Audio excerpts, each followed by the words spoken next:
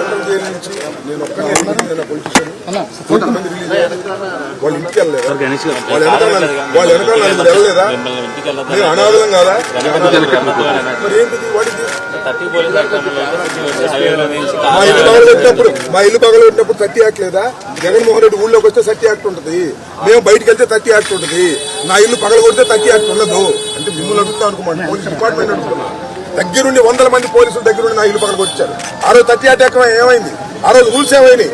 ఇవాళ నేను 18 రోజులు జైల్లో ఉండి బయటకు వెళ్తే నన్ను అడుగుంటారు. నేను అనేది వస్తారు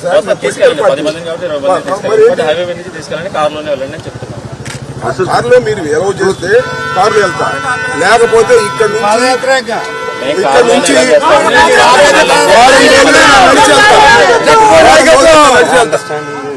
ఇదిగోండి సార్, అనవసరంగా ఇష్యూ పెరిగింది.